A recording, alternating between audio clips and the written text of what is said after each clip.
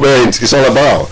And today, like I mentioned, we must just go a little bit into history. The Osun State government directed that a statewide staff audit be conducted, and that Sally Titbot Consulting was engaged for this exercise. And the exercise kicked off on Monday, 3rd July. Yes, sir. Okay. And after a lot of going to do it, why can't we decentralize and some other things, the issues went on. And union on the side, this consulting firm on the other. However, we learned that there was a development on this matter today. So that's why we are here this evening to clear the air on this. I will have in the studio with us the chairman, Joint Negotiating Council, Comrade Olasunkomi Akedele. Please, your words to our people at home. It's a pleasure meeting you. It's my pleasure welcoming you into the studio. Hello. My namesake, this is my hand. Yeah. So, how are you, sir? I'm fine. I'm fine. So, what happened today at the center where this audit exercise started on Monday have been ongoing? Yeah, thank you, Mr. Moderator. Good afternoon, comrades. Good afternoon, Osun workers. Also, people. I say good afternoon wherever you are. I am Comrade Olasunkomi Akedele, Chairman, Joint Negotiating Council, Osun State. Yeah, Mr. Moderator. Yes. Let me start from a little bit historical background of this exercise. Okay. Why sometimes March, some of us were called and were informed that the state government is proposing to have a staff audit. Okay. Yeah, we are not objecting to it. It is the right of the governor and the government to know the status of his workers. You must have an inventory. Yeah. Whenever you are ushered in as a new administration. Wọ́n ní bá mi létí Obama yìí ọmọ tí ń bọ́. Kò ní mọ bí ó ṣe ètò fún wọn. Lọ́la. Okay. Èló lẹ́ǹsán. How much are you paying us? How many people are you paying for? That's the purpose of this staff audit. So it will give government to have a plan. Okay. You know, some have retired, some resigned, and they need to be replaced. Okay. That's the purpose. Actually, it is not meant to judge any worker. But what we were saying to the government was that we wanted to be involved in every activity of this exercise, so that our members will not be subjected to untold hardship. For example, because experience is the best teacher. What we have experienced in the past have shown, or we have learned our lesson, where some consultants were engaged. Okay. And later on, we thank God, we are all good living witness. We saw the consequences. We saw the aftermath, where about 1,172 were allegedly being lead off. We appeal. Then some were restated. Another batch of 421 are outside, where we are planning that we will go to Mr. Governor and appeal to him, so that they can be also restated and continue their services for Osun State. Now, this woman came. When we met, we agree under the leadership of or chairmanship of Mr. Deputy Governor, His Excellency Mr. Kola Adewuse. We agreed to put up a tripartite committee before any commencement of this exercise, where it was agreed that the issue of BFN should be removed, the issue of bank statement be removed, the premises certificate, and some other things. In a short, so gray areas have to be looked into, and we agree on that. And these were cleared. Okay. But to my surprise, this afternoon, the program used to be started by 9 o'clock. Our members have been in the venue since 7:30. We are expecting this consulting firm. She didn't show up. Then I put a call to her. Madam, where were you? She said she was at home. What happened? We have been expecting you. She said she will not come. What happened? Will not come. Said she will not come until some conditions were met. And I appealed to her, what are the conditions? He said there was an agreement with the government that you need to be provided some logistics and whatever, which are not to be disclosed. Okay. Then I swing to action. I went to the HS. All these things were provided, were approved instantly, and they were taken to her. But he said there are some certain conditions again has to be met. We are on this issue with Permanent Secretary, Minister of Human Resources and Capacity Building. Where I said, no, she cannot do this, she cannot do that. You go, Mr. Governor, let's resolve this issue. Then she went straight away to the hall and ordered his boys to shut down the system. Yes, and they follow the instruction. Then our member now say, since the person that supposed to attend to them was away, they started singing, alleging us that we've compromised. Compromising what? We brought them from far place without food, without water, without giving them transportation allowance or token. They were calling us bad name. So some of them just went out say, no, we no go agree. All our appeal on them fell on their ears. Then it leads to all interest to your tent. That's the whole situation. Okay. Shay, you want to ask him a question here? Tí bẹ́ẹ̀ lé pẹ̀lú wa lónìí kì í ṣàlejò ní orí ètò yìí ọ̀rọ̀ òṣìṣẹ́ la wà. Comrade Lásùn Akíndélé tí wọ́n jẹ́ alága àpapọ̀jọwọ́sowọ́pọ̀ àjọ tí ń dúnàdúrà láàrin òṣìṣẹ́ àti ìjọba àwọn lọ́wọ́ àbí lónìí. Ká má fa ọ̀rọ̀ lọ́wọ́ ná gbogbo alámọ̀ pé ètò yẹniwò ń lọ lọ́wọ́ ní lórí àwọn ìjọba àwọn òṣìṣẹ́ ìjọba ní ìpínlẹ̀ Ọ̀ṣun. Níbo lọ̀rọ̀ náà dé tó wá gbọ́ pé ó tún bu lẹ́gbẹ̀ẹ́. Ó bu. Báwo ló ṣe bú?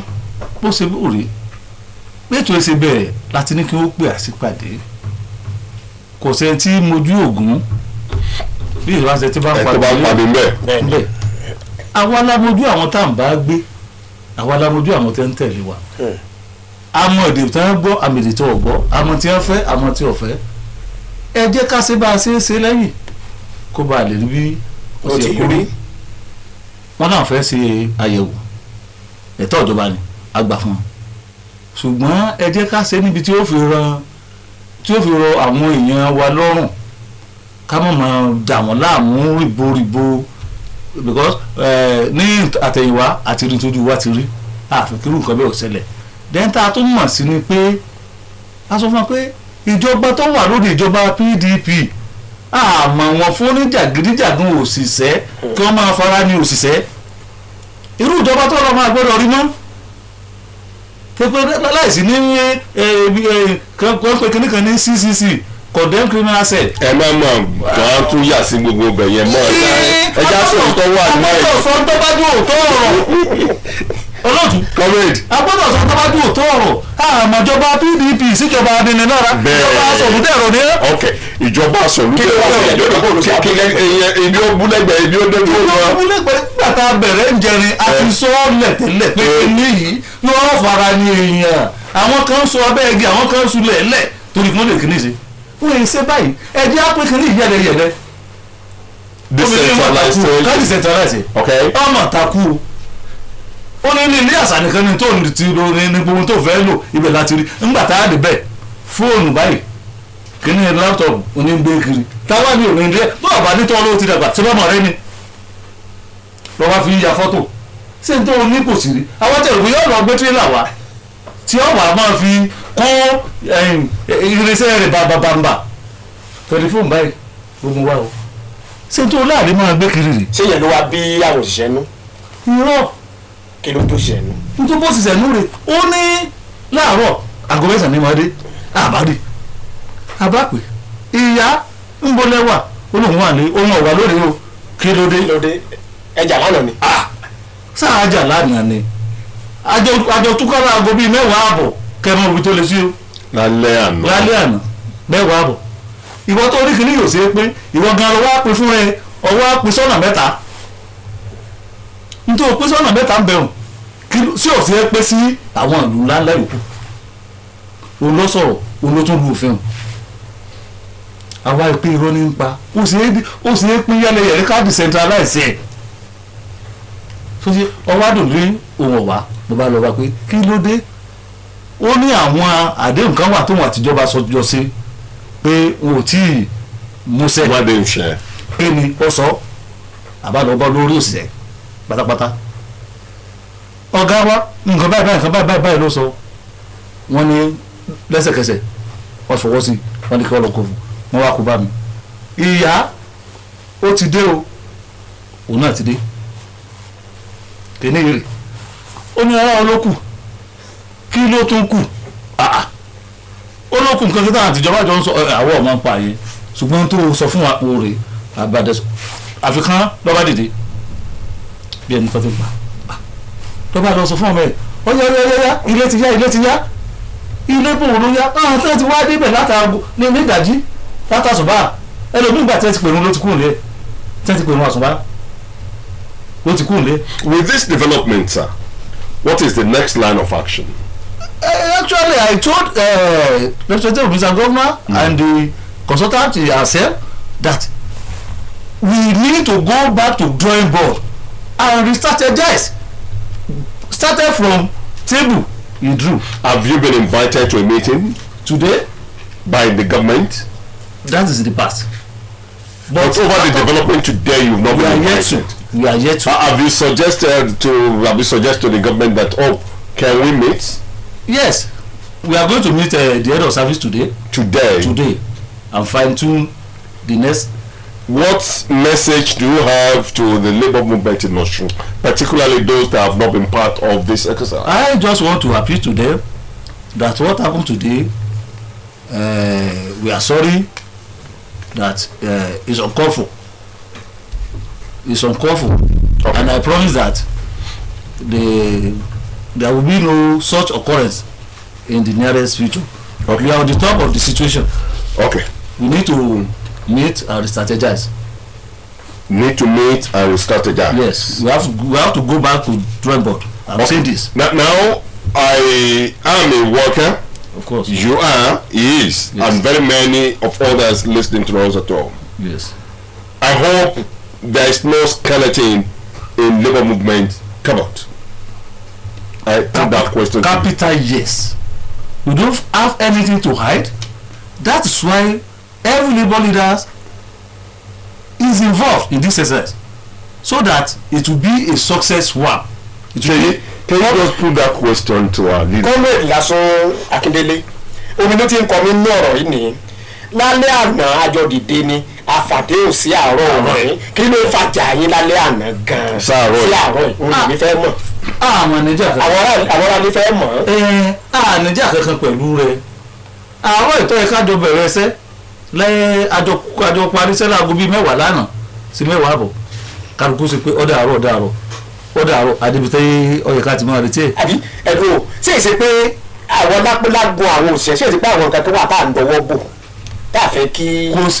kò sí kínníkínní kankan kò sí tí bẹ́ẹ̀ mú òrùmọdé tí àwòdì ọmọ nínú àwọn tá a dó sí tá a mọ̀ nínú àwọn òṣìṣẹ́ wa. èrèdí ìjà gbà náà. èrèdí ìjà ni pé ó ní àwọn nǹkan kan wà lọ́dọ̀ ìjọba tó yẹ kí wọ́n kúnú àdéhùn tó yẹ kí ìjọba ó ṣe fóun bí irú kékeré ó ní ẹ̀sọ́ kan ó lè kí wọ́n máa sọ̀n láti àárọ̀ dalẹ́ kí wọ́n tún máa sọ̀n látàlẹ́ dàárọ̀ sẹ́wà nígbà táì gbébọn táì sọlọ́pàá táì ṣe fìgìláńtẹ́ a sì lọ mú fún un. ṣọlá ṣe ọdún ìtì fáwọn sójà.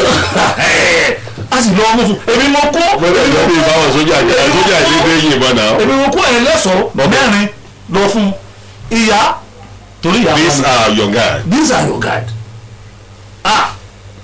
onírànà ìwọ ọ̀rẹ́ sẹ́kẹ́rẹ́ ó pè Mr. Governor èmi ìdáhùn ìgbèrò statement bẹ́ẹ̀ tí mo fi tó bá dìrọ̀ ọlọ́pàá èmi ìgbèrò statement a sì lọ kó fún àti PS Ifáyé Bádélé àjọlọbẹ ni ó sì sọ bẹ́ẹ̀ ó ní rárá ohun ọ̀sẹ̀ kìnìkan ó sì dìde àtàjọ́jọ́ ń sọ̀rọ̀ ní tìdútù bí tàjọ́ wù ọba sì lọ bọ́ ọmọ rẹ pé ó yẹ ìdílé ilé ti yá kí ló dé sáájà tì ní sọ̀rọ̀ yìí. Comrade, let's look at it this way.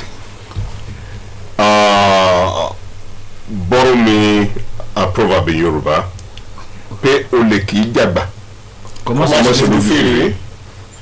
What do you suspect?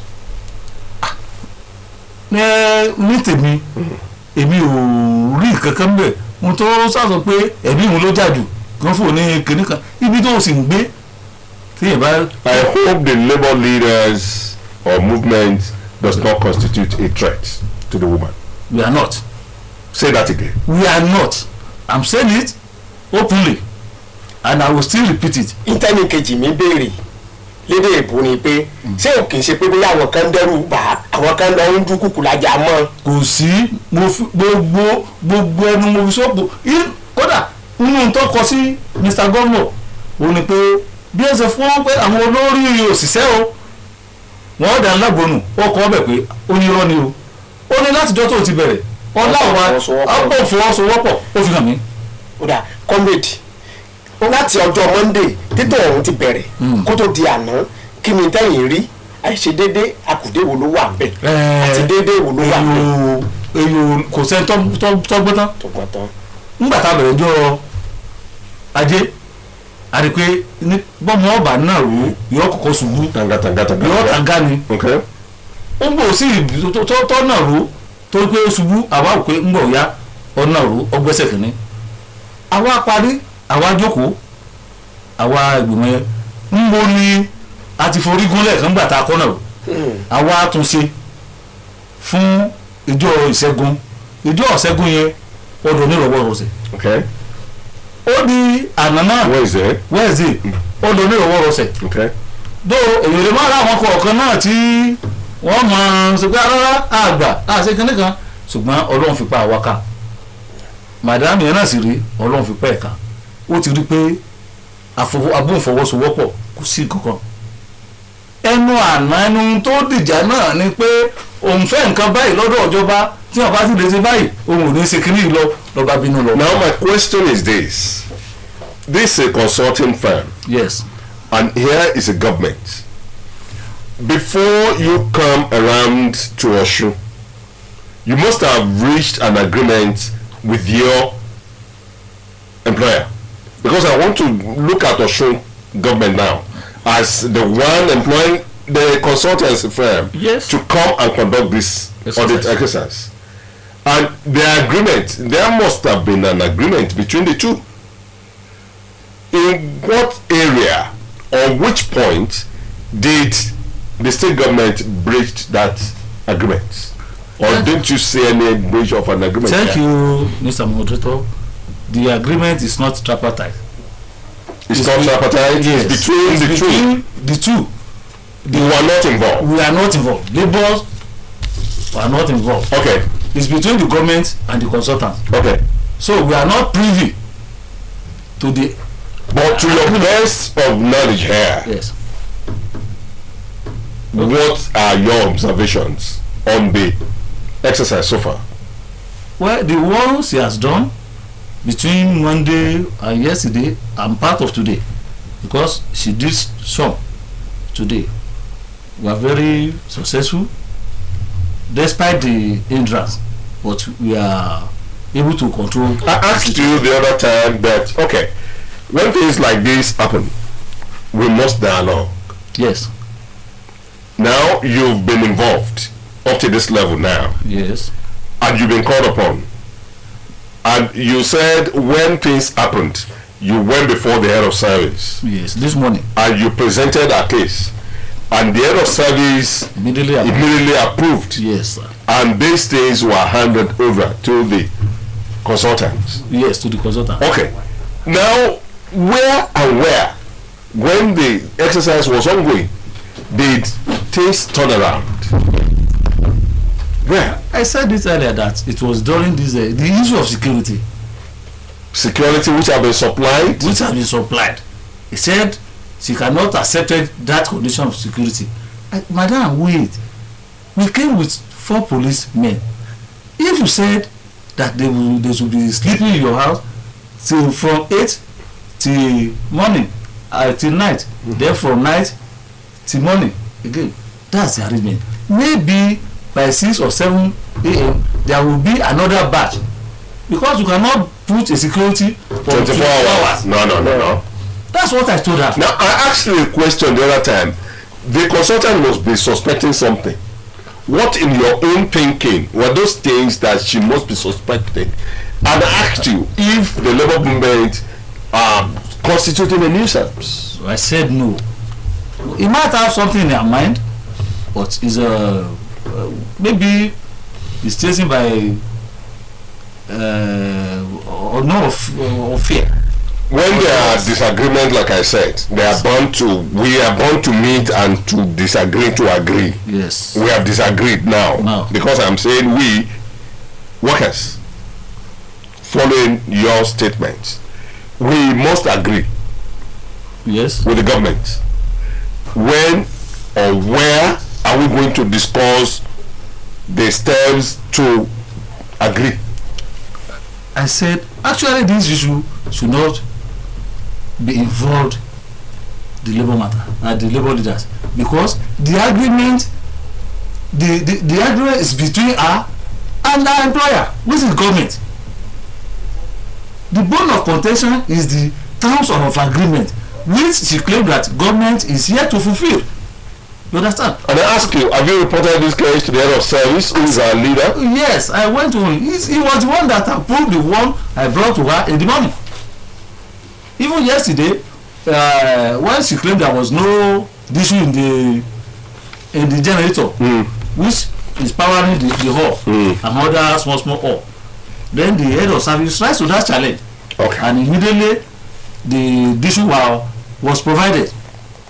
Then what else? Before now, Sheyi, we have a timetable. Have you? That should be our next question. Kí ló bá ṣẹlẹ̀ lọ́la? Àwọn kan lè tó yẹ kan lọ́la. Kó tó kan àwọn títọ́ la, ìjà àwọn títọ́ àwọn tó ní ìjà ń parí. Ìjà àwọn tó ní parí. Ìjà ń parí. Wọ́n lè parí. Ẹ̀wọ̀n ìjà ó pé. Ẹ̀wọ̀n ò lè já kó pé. Ẹ̀wọ̀n ò lè já kó pé. Ẹ̀wọ̀n já èso yìí. Kì í jẹ́ kó gùn tó ra wọn mọ́. Tó bá wá rí bẹ́ẹ̀. Ẹ̀wọ̀n ti já lónìí kò lè pé lọ́la. Ẹnà lẹ́fọ̀ ẹ̀sọ́ Yorùbá kan délé. Iná ni ó ṣe ẹ̀wọ̀n tó ti já lónìí. Bẹ́ẹ̀ bá so lọ́la nìsín. Àwọn kan ló ti wà táì tóbi lọ́la rẹ̀. Ìtumọ̀ rẹ̀ nípa àwọn tó yẹ wọ́n àwọn làwọn lè kọ́ àwọn lè lọ lọ́la wọn lè. Gba tòní ò ti wá tí ọba sóní a lè bọ́ sọ́la. What time are you meeting the head of service so that we don't just keep you here? I'm just expecting the call of the PS. Okay. So before the closing or before the end of today, definitely we are meeting the head of service. What is your message to the labour movement in Osun? I just want to appeal to them that their leaders are on top of the situation. They should be calm.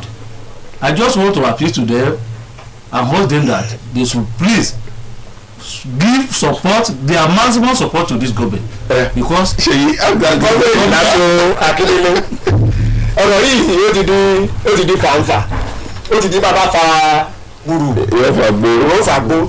Nígbà tí àwọn òṣìṣẹ́ ti fa ẹ̀yìn olórí òṣìṣẹ́, ọ̀rọ̀ yìí jẹ́ ibẹ̀ náà ni ó parí sí.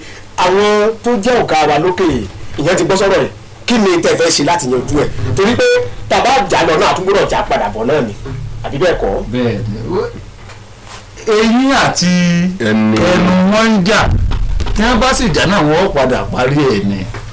Kí ni ìjà ata ilé ìkórè kọ́kàwé òṣìṣẹ́, ṣùgbọ́n torí pé ẹ lè lọ lé bábà kẹ́ ẹ má gbòórí iye lọ, àwa la fẹ́ fárí, ó fẹ́ bá ní fárí. Ṣé àwa ní gbórí wálẹ̀? Àwa ní wá gbórí wálẹ̀ kí wọ́n wá mú nítorí kí wọ́n fá kí wọ́n wá mú àdá kan fi gé a lórí lọ́rùn. Òtí obìnrin fẹ́ sí nígbà tí ẹjọ́ ń ṣàdéhùn wọn ò pé àwa sí àwọn òṣìṣẹ́ sí. ó sì jẹ́ pàdé wọn ni ó wà fokùn sáwà lọ́rùn ṣé èsì ṣe pé wà tó akọ. ṣé èsì ṣe pé bóyá ọ̀rọ̀ owó àbí nǹkan kan bẹ láàrin àwọn àti ìjọba àárín ara tó wọn fẹ́ ni dàrin tó fẹ́ dètò irú. àní sí bá àrùn mẹ́ta lọ yóò jẹ́ bí ẹ bá ti gbá àrùn méjì ilé kan ó yẹ gbogbo bí ọ ìsásùn ó yẹ báyìí dé àbọ̀ wọn ni. ìsásùn ó yẹ let me say this to the comrade here, the chairman joint negotiating council. He said because our leaders were not involved at the beginning, this is why this is happening. Capital no. Say that again. Capital no. Say that again. I still repeat it. Capital no. Okay, maybe we'll get 1-2 calls from home. Okay. The number is 081-8777-5777. The number one more time,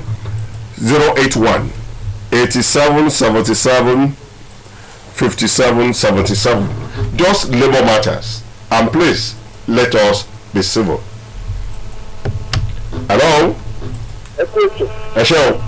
Ẹjọ́ ní àwọn tó bá nínú aṣọ ọjọ́ pé kí aṣojú gọ́ọ̀mẹ̀ntì bẹ̀rẹ̀ fún wọn dá sí ọ̀rọ̀ tí wọ́n sọ. We're going to do that separately. Nígbà wúlò yẹn ẹgbẹ́ ní gẹ́gẹ́ tó máa ń sọ̀rọ̀ gómìnà ó sọ sí ọ̀rọ̀ yẹn. Okay. We're going to get to Malam. We're going to get to Malam. This is one leg of the program. Thank you very much, sir. ìtàwọn sọ ni pé ó yẹ kí abẹnusọ gómìnà náà dá sọ̀rọ̀ yìí tí kọ́mọ́ dàbí pé à ń gbẹ́jọ́ ẹnìkan dá. Agbẹnusọ gómìnà ń gbọ́ wọ́n ń gbọ́ kò sí tí Malam ò mọ̀ nípa rẹ̀. n ta kọ́ bá bẹ̀rẹ̀ ni pé ẹ jẹ́ ká pé kìíní lánàá kankan ṣẹlẹ̀ inú àwọn tá a kó wá ọ̀rọ̀ kẹsẹ̀ bọ́ta kú. níbi ẹ ti nítàkùté. àwọn kẹta kù sí Center for International Understanding ni. ṣé bí olùfẹ́ tọ̀ àbò fẹ́ yàgbẹ́ nígbà tí ò sí lé ègbò ó sáré amọ̀sùn ègbò abẹ́tíláta amọ̀sùn ni. Comrade, hello somebody. Ẹ kú iṣẹ́. ẹ ṣé. Ẹ kú àtúnṣe olúwa ọ̀rọ̀ àwọn aṣẹ́ o. àmì Jésù, what's your name, sir? Ọkọ̀ Odúṣọlá Benjamin. Okay, sir, kí ni question? Question mi ni pé lórí àwọn ìbéèrè tí ẹ ń bi àwọn òṣìṣẹ́ yẹn. Yes. Mo rí pé àwọn ìbéèrè kan wà tó jẹ́ pé wọn lè dáhùn tó yẹ kí máa fi wọ́n tó ẹ dé irú àwọn ìbéèrè yẹn.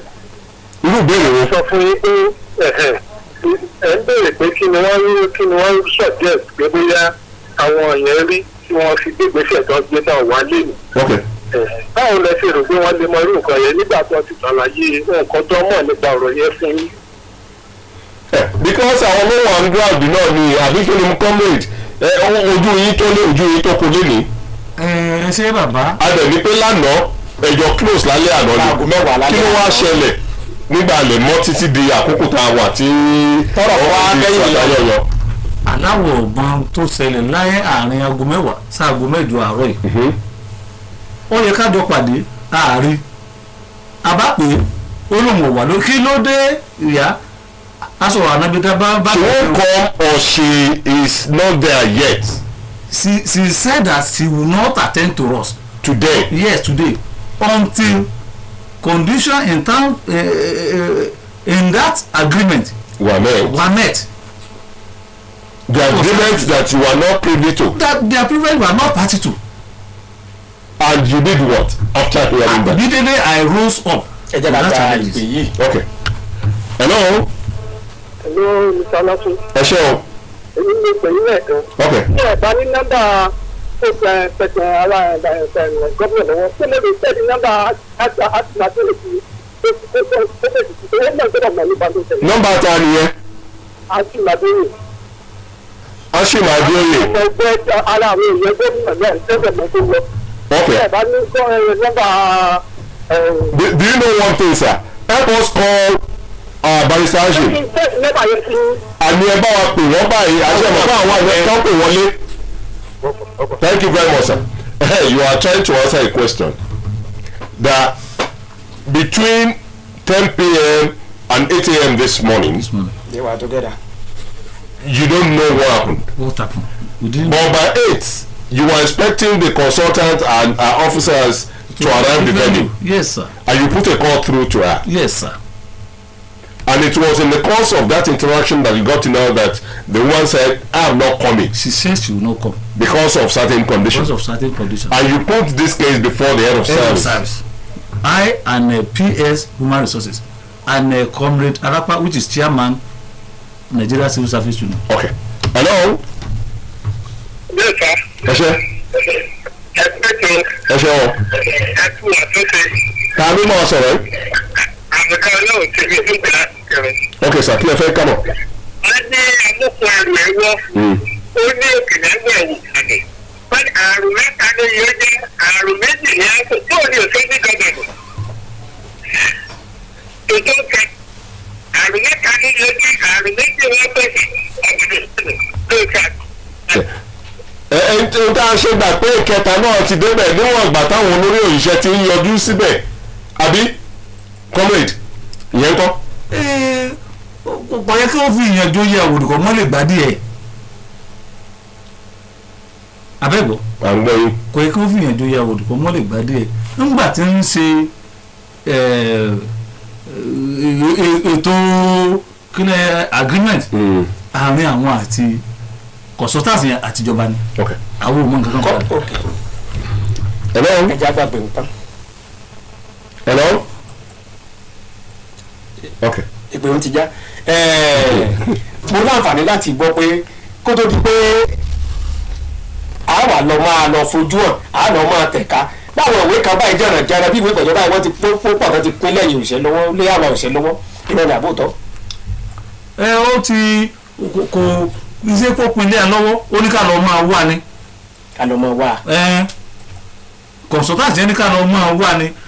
Mọ́dẹ̀ sọ fún wa ní mímì pé the charter of that distribution of form is wrong. Agency kálukú lẹ́ẹ̀kọ́ fún àwa náà gbé sórí nẹ́ẹ̀tì Mọ́dẹ̀ sọ fún wa pé kìí ṣe gbogbo òṣìṣẹ́ ló láǹfààní àti android. Okay, let's do it this way. When things like this happen, like I used a word the other time, we are bound to disagree. We are human beings. Yes. And in disagreeing, we will agree, we will discuss, and we'll get to a concluding part of it. Now, you, as a leader here, have you mentioned this, or as government, at any time, invite you to any meeting? Yes, of course. And at that meeting, you said, okay, let's go ahead with this audit. Yes. And the audit started on Monday. Monday was shaky. It went well. It went well. Tuesday, fine. Wednesday, fine. And today, this happened. What message do you have for the government? Thank you, Mr. Moderator. During the meeting we had with the government, other the chairman of deputy governor, the head of service was in attendance, and some of the peers.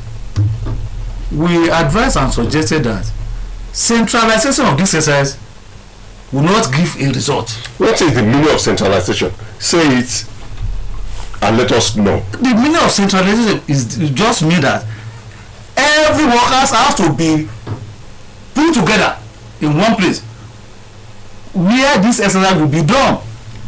You understand? You just mean you will bring all workers from various cadre, from various time, irrespective of your status. We are in Osogbo here. Yes, this is my office. Your office. Some officers are in Ifetedo. Yes, they have to come to Osogbo. Some officers are Okela. They have to come to Osogbo. Some officers are in Apomu. They have to come to Osogbo. Some officers are in Ipetu, Ijesha. They have to come to Osogbo. How convenient is that arrangement for the consultants ourselves? That is our argument. We said in terms of IGR, government will be in the loser end, because if we close, for example, the whole hospital was closed yesterday. Which hospital is this? Every hospital in Osun State. Because it was the officer in the hospital management board were asked to come and do their verification at Osogbo. What will happen when all officers in the hospital just decide the office? the one I said that it was catches by the trap. We took him to the government clinic as secretariat. We couldn't find a doctor. Comrade. You see, that is why because as it is now, listen, we are here. Yes. And it's because we are here that we are disseminating this information. Tomorrow is our turn. Don't be surprised that the whole media houses will be closed tomorrow. None of you will work. That's the implication. Because all of you were asked to come down to Osogbo. No, we'll be waiting for you people though, that you're going to discuss this. Come back. The only thing that can save this place from place that listen. The only thing that will close this place down is if our equipment go back. The government doesn't. And thank God. The government doesn't feel it from that side. Wow, we have foreseen this. Now, if we shut down the station, yes, and government is to pass an information, where do we go? It's the government own business. Not your business. Yes, it's your business. Go and tell them, because there are essential services. Do you understand that? Yes. Like you mentioned, hospital, fire service is still. Yeah. The whole fire officers were in Osogbo this morning. The whole fire service officers. So what will happen when it is time for water corporation? They will leave. Who will treat water that we're going to drink after the exercise? So we are just praying that there will be no epidemics. ẹjẹ àgbà ààbò ti Yorùbá wọlé. ìpè yẹ ká ṣe retí ẹnikẹ́ni tó bá ṣe wà lójú òpó nípò ó sọ náà ok ẹnìkan ti dé. Hello. Hello, sir. Yes, sir. How are you, sir? I'm all right, sir. Your name? I want you to see that from Ukwa. From Ukwa. Yes, the local government. Are you a civil servant? A retired officer. You are welcome. Thank you. My own contribution is this. You see that the arrangement should be refused. Okay. And the that work should be decentralized. It is not good for anybody to be living in Ila, to be living in Velodo or whatever, or to be living or whatever, to come down to Osogbo. This is not the first verification exercise. The one that is handling that, the government too cannot even propose that for the one that is handling me. So that fellow that is handling me, to go back to the government, they refuse and decentralize for the purpose of peace to live. Thank you very much. The Labour leader to please join hands together to make it a success. Okay. So that they will not be taking of any bad thing to the Labour. Thank you very much. Comrade Olasokomi. Yes. I'm suspecting something. What was it? That sometimes when we want to present a case, we are always struggling because it is struggle, solidarity. And maybe the tone of your presentation is like you are a military man. That's why your suggestions are not sinking. Do you think like that? Personally, I don't think so. And my comrades too were not thinking so. Our thought, we foreseen this problem. We foreseen it already that it will happen. You cannot concentrate every worker in a place. A worker of a little less than 50,000 strength or more than that. But that's why there is a timetable to run. The timetable was for us. We are not allowed to do this timetable. For example, she brought 9 agencies in a day. How possible is that? With about 1,700, even if the machine capture that number, it might not work in the next day. The machine might crash. Okay.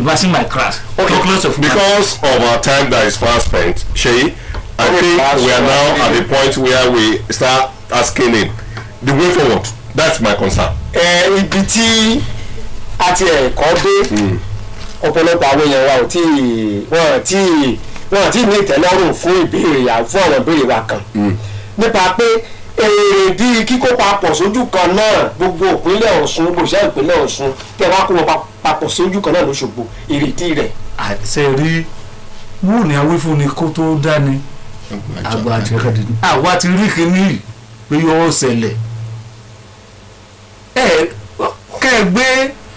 kẹ́ẹ̀gbé ajá kẹ́ẹ̀gbé àkùkọ kẹ́ẹ̀tún adìẹ kẹ́ẹ̀gbé àgbàdo papọ̀. Okay, when we identify a problem, let's just match it with a suggestion. You cannot bring everybody to Osogbo. How do we do it? We have to decentralize that place. What are you suggesting? How many centers? Like hospital, there should be a center for the staff of hospital management board. That is medical. If we put that center in Osogbo or centers. It should not be in Osogbo. If you are in Osun Central, yes, go to Osogbo. If you are in East, go to. Yeah, if you are in the. If you are in West, yeah, go to. That's a decentralization. It will seem easy that problem rather than bring all officers to Osogbo to one place. gẹ́gẹ́ bí tí mo ìjà ìbéèrè tá à ń bí yín lọ. For example, the tertiary institutions. I read it on social media. That they issue a statement or press something that they will not attend that screening. Okay, let us say the spread of a tertiary institution across the state. Yes. Can you just give us an explanation into this? We heard him in that meeting that this consultant should go to each campus to go and do the verification of them. She said no. She claimed that they don't have the equipment. When we saw the equipment, it's ordinary tablet. That's a claim. ẹ̀yin gẹ́gẹ́ bí ìkókó kan ní inú àgbọ̀n òṣìṣẹ́ kí ni ọ̀nà àbáyọ tẹ́ ẹ rò pé ó lè mú kí ọ̀rọ̀ yìí dẹrùn gbàdúrà pé láti kó àwọn àpòsọ́dọ̀ báyìí kó àwọn àpòsọ́dọ̀ kan yìí o ẹni tí ń bọ̀ láti Ìfẹ́dayọ̀ kó tó dé gan jẹ́ tó ti fẹ́ parí bí ẹni tí ń bọ̀ ló ṣe. mo tí ò yí ọ̀rọ̀ bẹ mo tí ọ̀rọ̀ yìí kò wọ́ bẹ ẹni fọwọ́ jà ibi tó yẹ láti bẹ̀rẹ̀ pé kíní tó ṣe táìtẹ́bù tó ṣe pé kàn máa wá ní mbọ̀ ní kílé iṣẹ́ méjì ọmọ wa mẹ́sàn-án kàn máa wá lójúmọ́ kan gbogbo ọdẹ sẹ́ni ni ó ti pàjọ náà àwa fún wa ní àsìkò gbèdéke nísìn OSBC wọ́n ní ẹ wá lọ́la ẹ ti débẹ̀ látàárọ̀ ó lè dún aago méje kó tó kàn yín ẹ ti gbogbo ọdẹ sẹ́nu tí mo sọ fún yín. What is the way forward? What will happen tomorrow? ẹ jẹ́ ká pe ọ̀nà wípé ká padà sí ibi ìgbìmọ̀ yẹn ká jókòó ká wo timetable yẹn ká wá. What will happen tomorrow? Until we get to the meeting. Now, how do we get this information after today? After now? You will be communicated. Will be communicated? Yes. So, say this to workers all over the state. Yes. The workers will be communicated. The next line of action, they should please come. Okay. Somebody is there. Hello? Hello, it's Balamazu Rashid again. Okay. Please, I want to suggest that we have 9 federal constituencies in Osun State. They should go to the drawing board, the labor leaders should meet the government and that woman. They should base it on 9 federal constituencies to make the job easy.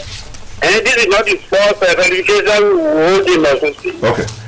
Now, you have that as part of suggestion. Yes, part of suggestion. To the meeting. Yes. We wish you all the best as you go to the drawing board. We agree. I have suggested that we should go back to the drawing board. Okay. Where everything will be laid down. Your final remarks. Your final remarks. Let's go home. I just want to appeal to my members, the workers, that they should calm. Calm down. They should calm down. We are on top of the situation. We are not here to cause or to subject them to untold hardship. We are meeting government and the consultants as said and find the lasting solution to it. kí ni ó ṣẹlẹ̀ lọ́la? kí ni ìmọ̀ràn yín sáwọn òṣìṣẹ́ tó ń kọ́ kọ̀ọ̀sẹ̀ tí ó wà lọ́la o ẹ má jẹ́ àtàwọn. No, tẹ́ ẹ bá conclude the meeting ká continue nǹkan. tá a bá conclude the meeting a tún timetable yẹn ṣe a lè mọ kó rí ilé iṣẹ́ mẹ́jọ wá lẹ́ẹ̀kan náà ẹni tí ó wà ní ọ̀la á ti sọ àgọ́ báyìí lọ́wọ́ wá àgọ́ báyìí lọ́wọ́ wá àgọ́ báyìí lọ́wọ́ wá ṣe pé kò ní jẹ́ pé. So the next round of officers to be audited we know after your meeting. After our meeting. Comrade Lasso Akindele, Thank you. we want to thank you for coming on the program this evening. Thank you, sir. And wish the entire leadership of Osun Labour Movement the best as you go about this. Thank you. And as part of you, we want to appeal to you that you go about this peacefully, No problem. like you have always been. Yes. Osun is known for peace. Yes, sir. And this is a very new government, and we don't want anything that will hamper what is on ground. We want you to disagree and agree, Definitely. so that Osun government will continue as it's moving. Yes. We are here as your mouthpiece. If you have anything, please, we are at your beckon. No problem. Come around and we'll disseminate that information. Thank you. We want peace. No problem. You have Comrade, too. my hand. It's a pleasure. Thank you very much. Yeah. You're welcome. Okay. Let's go. Títí di ọjọ́ mẹ́jọ tá a tún pàdé lórí ètò yìí ṣùgbọ́n tí ó bá ní àwọn àkànṣe iṣẹ́ tó yẹ ká jẹ́ fún yín a wà sórí ètò láti sọ fún yín pé bí nǹkan ṣe ń lọ rèé o. Mo kí Comrade Lasso Akindele, mo kí ẹnìkejì mi Lasso Oyèbáyọ̀ títí lọ́jọ́ mẹ́jọ ire o.